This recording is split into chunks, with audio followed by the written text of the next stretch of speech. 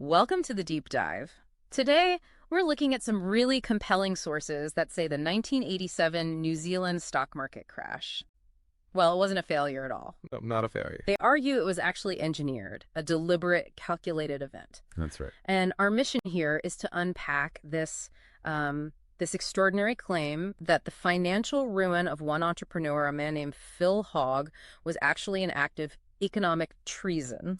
And that it served as a kind of blueprint. A blueprint for a much wider plot to collapse the NZ economy and, illegally transfer massive amounts of wealth. And according to these documents, this wasn't some vague, shadowy group. They name names. Oh, really? Yeah, a specific cabal. We're talking about accountants inside the BNZ, the Bank of New Zealand, some corrupt officials at the Napier City Council, or NCC, Okay. a compromised planning body called the Art Deco Commission, and even specific property developers. Wallace Development and the Herbert Group are mentioned. And Hogg was their target. Why him? He was the primary target, they allege, because his vision, a high-rise building, directly threatened their very tight grip on the local property market. Okay, let's unpack this. So if this was a national blueprint, the sources are pointing to a two-pronged attack. The first one is the macroeconomic attack. Right. The core claim here is that the 87 crash was, and I'm quoting, a controlled demolition. Engineered by a shadow network of financiers in New Zealand. The whole idea that it was just a reaction to Wall Street. It's just a cover story. Exactly. Yeah. Just dressed up to look like a response to global markets. So once that national panic is set in motion, how does that translate locally? That's where it gets fascinating. The BNZ accountants allegedly moved straight into phase 2, the credit freeze. They use the chaos. Use the chaos as the perfect excuse to freeze credit and start calling in loans. But it wasn't random. No. They say it was a targeted assassination of financial rivals, and Phil Hogg was right at the top of that list. Yeah. Here's where it gets really interesting. How do you connect that national credit squeeze to, local harassment? Hogg's now financially vulnerable. He's crippled, yeah. But the conspirators in Napier, they still need a specific mechanism to make sure his project fails. And their weapon was the 6-story rule, a local planning regulation. Just a boring old rule. On the surface. Mm. But it became their tool for what the sources call regulatory sabotage.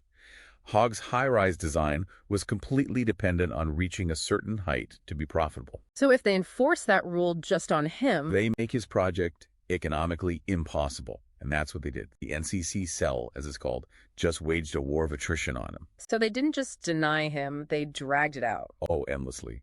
They imposed constant expensive design changes. They hit him with stop work orders. They buried him in public notification requirements. All designed to bleed him dry. The intention, the sources claim, was purely tactical, to create what they call a delay loop. A delay loop. This endless regulatory churn was engineered to trigger a fatal cash flow crisis, to guarantee he'd default on that BNZ loan. Which, of course, paves the way for the final act, the asset seizure. And the BNZ-appointed receivers, a Hay and a Partington are named, they stepped right in. And they undervalue it. Massively.